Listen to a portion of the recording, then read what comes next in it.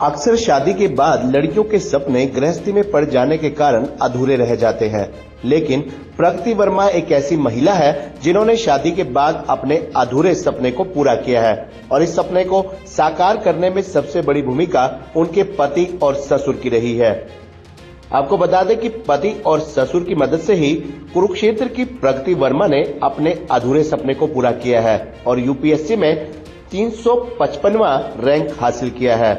प्रगति ने बताया कि शुरुआत से ही उनका सपना यूपीएससी की परीक्षा पास करने का था। उन्होंने एमबीबीएस और एमडी की पढ़ाई पूरी की। इस दौरान उनकी शादी हो गई। ऐसे में उनका यूपीएससी परीक्षा पूरी करने का सपना टूटा सा नजर आने लगा, लेकिन शादी के बाद पति ने उन्हें इसकी तैयारी करने के लिए मोटिवेट किया।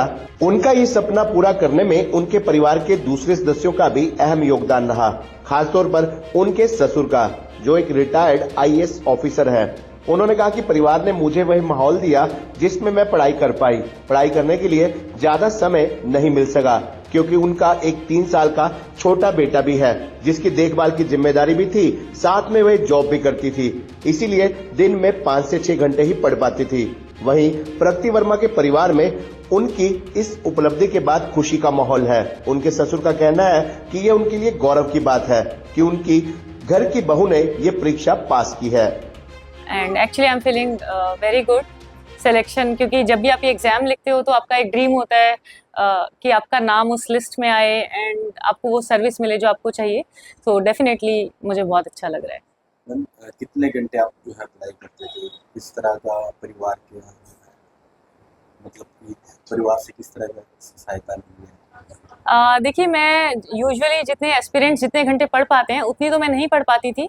मैं दिन में 3 या 4 घंटे ही पढ़ पाती थी और कभी-कभी 5 या 6 घंटे मैक्सिमम, इससे ज़्यादा मैं नहीं टाइम निकाल पाती थी क्योंकि मैं जॉब भी कर रही थी। मेरा एक छोटा बच्चा भी है 3 साल का, तो मुझे टाइम थोड़ा कम मिलता था। बट इसमें मेरी फैमिली ने मुझे बहुत हेल्प किया। मुझे एक प्लेटफॉर्म दिया तैयारी करने के लिए, मुझे वो मोटिवेशन दिया, सपोर्ट दिया, गाइडेंस दी। सो मैंने एग्जाम की तैयारी करके ये पेपर लिखा है, बट जो बैकग्राउंड सपोर्ट, मोटिवेशन और जो कॉन्फिडेंस है वो डेफिनेटली मेरी फैमिली की वजह से ही है। मैम, ये पहले ही मतलब कि कोई सपना था या फिर परिवार का सपना था या अपना खुद का एक सपना कह देते हैं?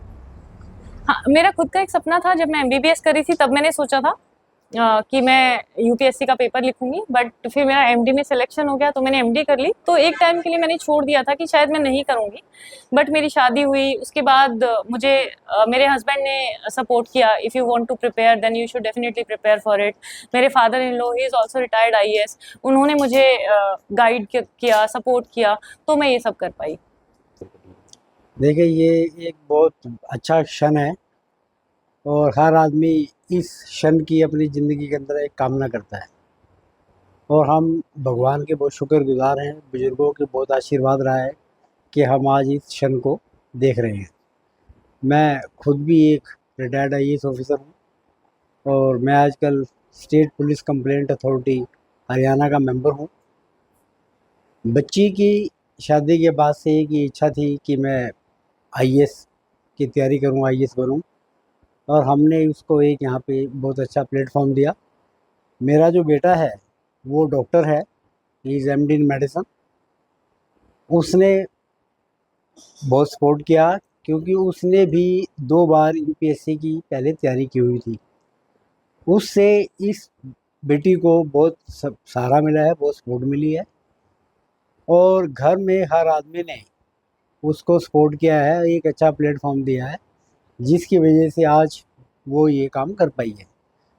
लास्ट ईयर भी इसकी सिलेक्शन यूपीएससी में हो गई थी, इसको दानिश मिला था, परंतु क्योंकि एचसीएस में last year she was second topper in Haryana, तो शी जॉइंड इन एचसीएस और अभी ये आजकल OST2 कमिश्नर अम्बाला डिवीजन लगी हुई है।